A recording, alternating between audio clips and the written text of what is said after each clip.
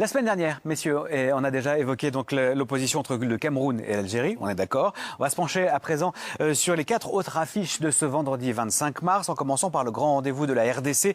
Les Léopards ont raté le rendez-vous de la CAN, vous le savez, alors ils ne veulent pas manquer celui du Mondial. Ils seront opposés aux Lions de l'Atlas marocains et au pays. On se passionne évidemment pour cette double confrontation. Voici quelques avis éclairés sur ces barrages recueillis à Kinshasa par David Ndala.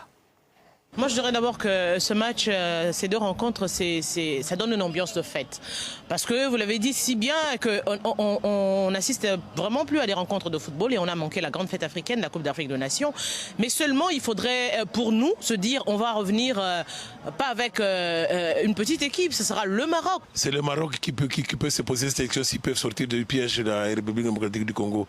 Jouer avec la RDC pendant la période des calculs, il ne faut jamais le souhaiter. C'est une nation imprévisible parce que la RDC sait rebondir, sait réagir. Espérons, parce que nous tous on l'attendons en fait avec impatience. On rêve aussi un jour qu'on va allumer notre PlayStation et on voit aussi la RDC dans la Coupe du Monde.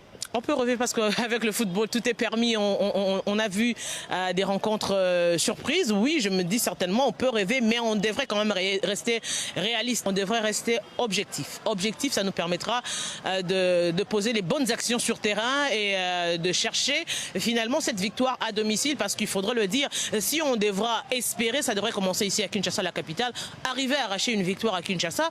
Et pourquoi pas négocier un match nul à l'extérieur, ce qui pourra être une très bonne chose pour la RDC. Claude, encore vous, ce pays-là, vous le connaissez très très bien, la RDC évidemment. Est-ce que les Congolais ont des raisons d'y croire? Est-ce que c'est enfin l'occasion de revenir en pleine lumière? Oui, parce qu'il y a un effectif de grande qualité. Moi, oui, ça on le disait aussi pour la CAN. Non, mais je radote, c'est ce que j'allais vous dire. Je radote depuis de longues années. J'ai dirigé ce pays 2 fois. Ça a été un grand bonheur. C'est un pays avec de l'organisation. C'est pour ça que moi, je rêve de voir des grands anciens véritablement plus s'impliquer, et en particulier quelqu'un comme Chabani Nanda. Il y a le potentiel en RDC, avec ce que ce pays représente, un jour d'être champion du monde, comme le Nigeria. C'est-à-dire que le potentiel, le gâchis de talent... Vous dites ça par rapport à la taille du pays, par rapport au nombre de talents qu'il y a dans ce pays. Quand on voit le nombre de joueurs, le nombre d'équipes nationales européennes originaires de RDC. Vous prenez, il y a un paquet d'équipes nationales où il y a beaucoup de joueurs, et parmi les meilleures nations du monde au classement FIFA, comme la France et la Belgique. C'est-à-dire qu'il y a un potentiel incroyable, seulement, c'est une telle désorganisation que c'est un peu à l'image...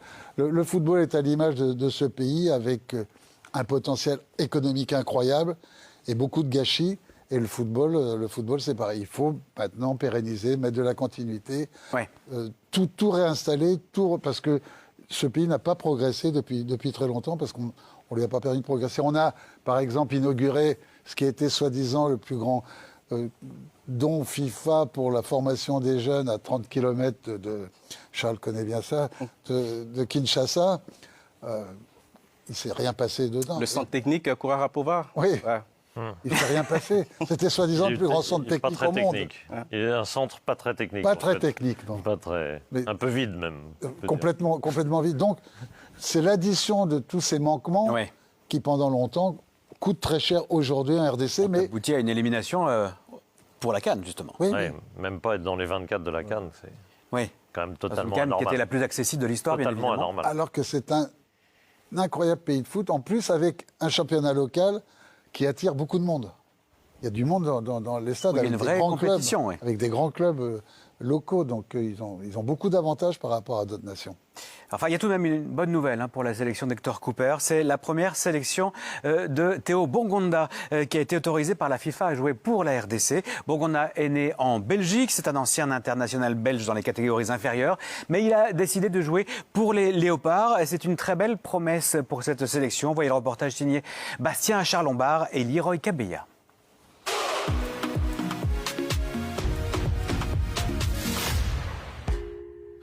Théo Bongonda, attaquant de Genk, futur léopard. Son nom suscite l'espoir de tout un pays. Théo Bongonda, attaquant belgo-congolais de Genk, 16 buts l'année passée, déjà 10 cette saison. Attendu comme le Messi au pays des léopards. On est où là? Dans mon jardin. J'ai marqué pas mal de buts ici. Donc c'est ici que je fais mes dribbles et que je marque mes buts. Bongonda op weg naar 3-0. Bongonda, voilà. Je pense, selon moi, que mes qualités sont l'explosivité, vitesse et dribble. Tresor, Bongonda, goed gelopen. Daar is de goal, voilà. Quand j'étais plus jeune, je marquais pas autant de buts. Mon style de jeu, il a changé par rapport à avant. Avant, j'étais plus dans le dribble. Maintenant, c'est plus dans l'intelligence, le dernier geste. Donc c'est aussi l'expérience qui fait que j'ai adapté mon style de jeu et je pense que c'est pour ça que mes stats sont plus les mêmes que quand j'étais plus jeune. L'expérience d'un joueur de 26 ans, formé à l'académie belge de Jean-Marc Guilloux, illuminant le plat pays à 18 ans.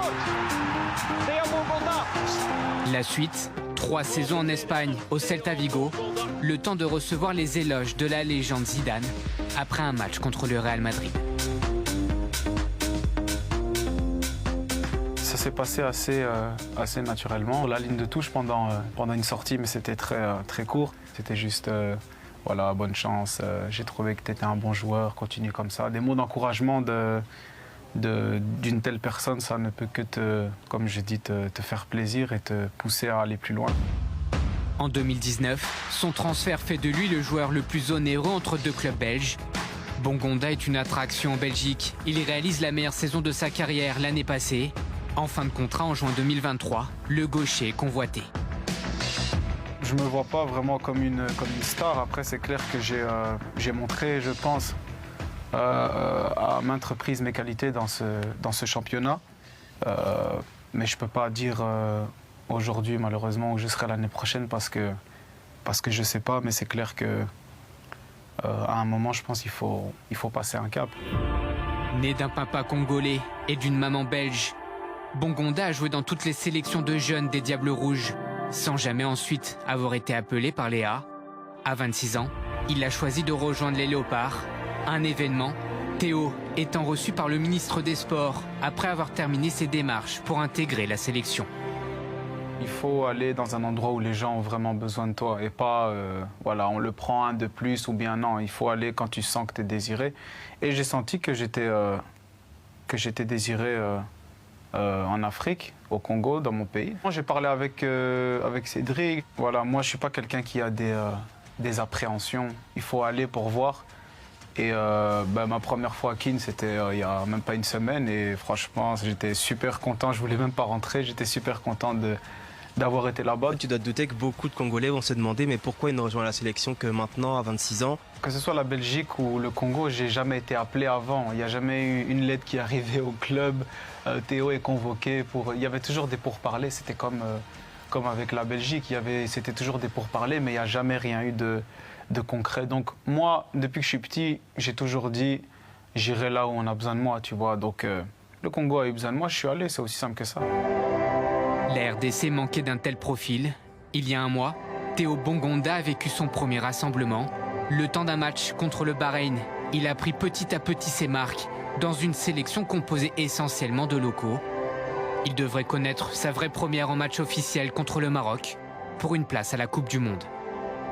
Dans la vie, il faut relever les challenges. C'est dans les moments importants aussi qu'on voit les joueurs qui ont vraiment de la personnalité. Donc, je ne me suis pas vraiment posé la question parce que, comme par hasard, maintenant, le Maroc arrive, on peut aller en Coupe du Monde. Non, j'essaye de le prendre comme un match normal et essayer de donner le meilleur de moi-même. Mais voilà, avec mes proches, c'est clair qu'on en parle souvent, que ce serait vraiment exceptionnel pour le Congo de se qualifier après autant d'années pour la Coupe du Monde. Théo Bongonda entrera directement dans le grand bain vendredi prochain pour espérer qualifier 48 ans après la RDC pour une deuxième Coupe du Monde. C'est le rêve de tout le peuple congolais. Théo Bongonda, qu'est-ce que le joueur de Genk peut apporter à la sélection d'Hector Cooper selon vous?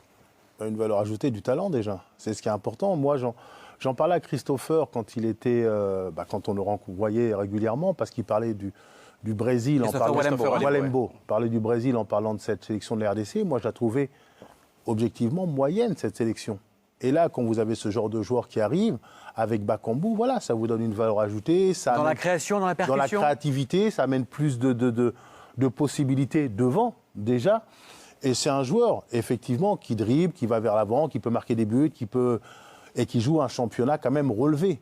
Qui joue... du match, mais dans le ressenti des gens au pays. Ouais. Donc les gens se sont dit, voilà, avec son toucher de balle, avec sa vision de jeu, ça pouvait apporter quelque chose de nouveau dans les secteurs offensifs à cette équipe de la République démocratique du Congo. Tout le monde s'est projeté avec l'association Bakambu, Kakuta et les autres, alors que là, à Bahreïn, il a joué avec les locaux. Mais tout le monde se disait, si on l'associe à Mbokani, à Bakambu et aux autres, ça ne peut que donner quelque chose de formidable.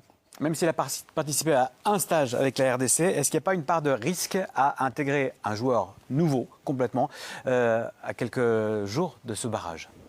Mais c'est le métier qui veut ça. Bon monsieur. Le métier d'entraîneur, c'est en permanence de prendre des risques, d'essayer toujours d'améliorer. Alors c'est vrai que si sur un match vous amenez 5 ou 6 nouveaux joueurs, c'est plutôt suicidaire.